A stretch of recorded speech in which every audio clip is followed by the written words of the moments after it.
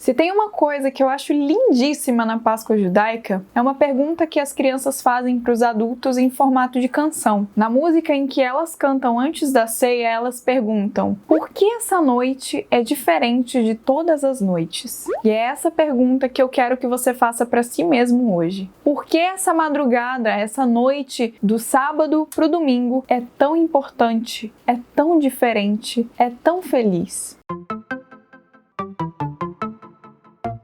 Olá pessoas, tudo bom com vocês? Eu sou Ana Luísa e sejam bem-vindos ao meu canal. E assim como os adultos que respondem a dúvida das crianças naquele dia de Páscoa, eu venho responder essa pergunta que vocês se fizeram agora. Essa noite é a mais diferente, a mais esplendorosa e a mais feliz de todas, porque é a noite em que Jesus nos trouxe salvação. É a noite em que Ele nos resgatou das garras do pecado e nos abriu a porta do céu, para que nós pudéssemos viver com Ele eternamente. É a noite da glória de Deus. E a liturgia da Vigília Pascal reflete tudo isso. A glória, a esperança, o esplendor, o amor de Deus refletido no seu Filho Jesus glorificado. E sinceramente, esse é o melhor jeito de terminar o tríduo pascal. É a celebração mais linda que você vai ver na sua vida. A vigília começa da seguinte forma. Fora da igreja, num local próprio para isso, ocorre a bênção do fogo. Do lado do fogo tem o círio pascal. Depois de abençoado esse fogo, o presbítero, o padre, acende o círio pascal. E a chama do círio vai passando de vela em vela, de fiel em fiel. E eles juntos fazem uma procissão para dentro da igreja. Uma coisa muito bonita e que pouca gente sabe é que o círio pascal, ele é um símbolo. Ele remete àquela coluna de fogo que guiava o povo de Deus no deserto em direção à terra prometida depois de terem saído do Egito.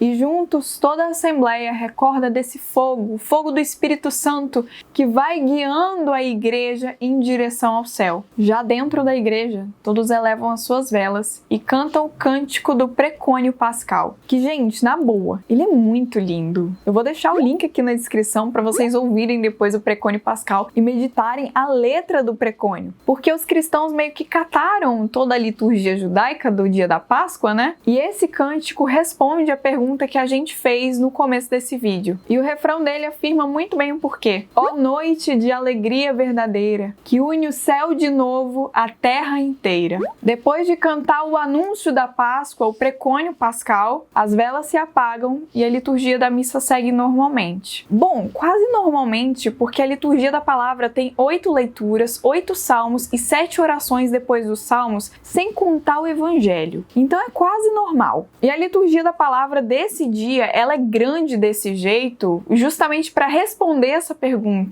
Por que essa noite é tão especial? Ela conta a história da nossa salvação não de um jeito poético, como o precônio fez, mas do jeito histórico mesmo. A primeira leitura é do Gênesis e conta a história de Adão, como ele rompeu com Deus. Depois, então, vai passando por Abraão, Israel, Moisés, Davi, os profetas, até chegar no cumprimento de toda essa escritura, que é Jesus Cristo. Em Jesus ocorre o cumprimento pleno de toda a escritura. Tudo provém dele, foi feito por meio dele e para ele. Ele é o fim de toda a nossa história. No vídeo de ontem eu falei com vocês que primeiro o sacrifício de Jesus foi feito para dar glória ao Pai, para fazer a vontade do Pai. E a vontade do Pai é essa, que nenhum dos seus se perca, pereça, mas tenha vida eterna. A gente sabe que Jesus, mesmo sendo Deus, quis se encarnar, se fazer homem no seio de Nossa Senhora. Ele se submeteu à condição humana em tudo, exceto no pecado. E sendo humano, ele morreu e foi para o lugar onde todo mundo que morria antes dele vir ia, a mansão dos mortos.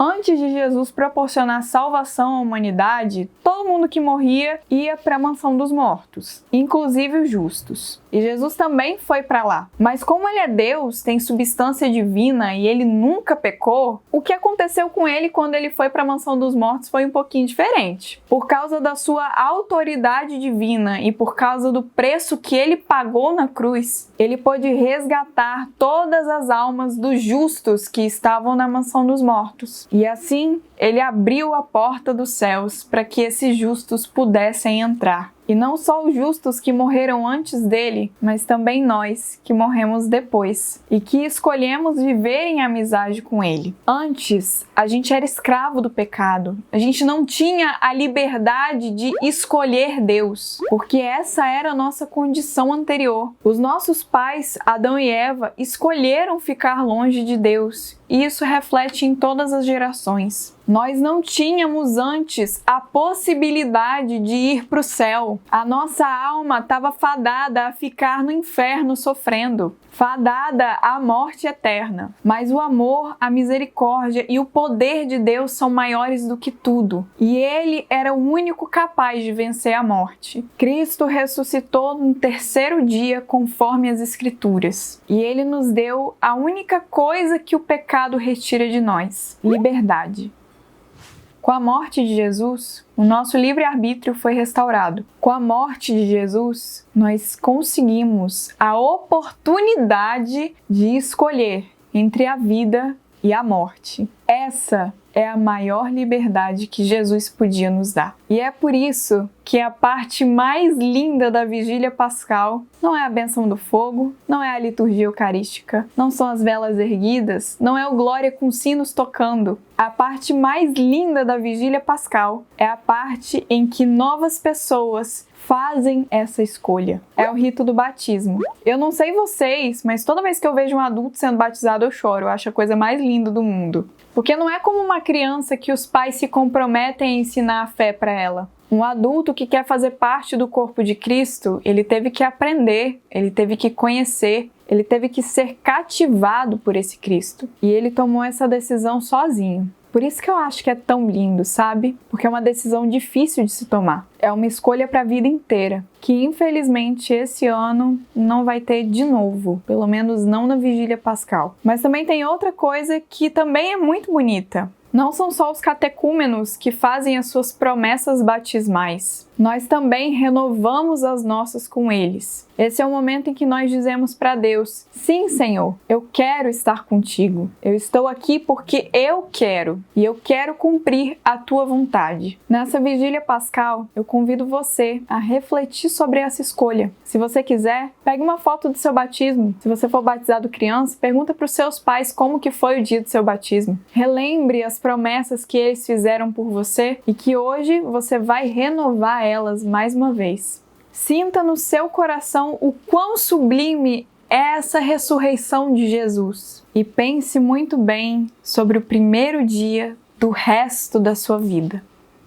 Bom, meus chuchus, por hoje é isso. A gente termina por aqui o nosso Tríduo Pascal, mas a Semana Santa ainda não acabou. O ressuscitado ainda não apareceu para os discípulos, então vigia, tá? Se você gostou do vídeo, não se esquece de deixar um joinha aqui embaixo, de se inscrever no canal se você ainda não é inscrito e de ativar o sininho para as notificações para saber quando que vão sair os próximos vídeos. No mais, meus chuchus, viva Cristo ressuscitado, um beijo e até a próxima!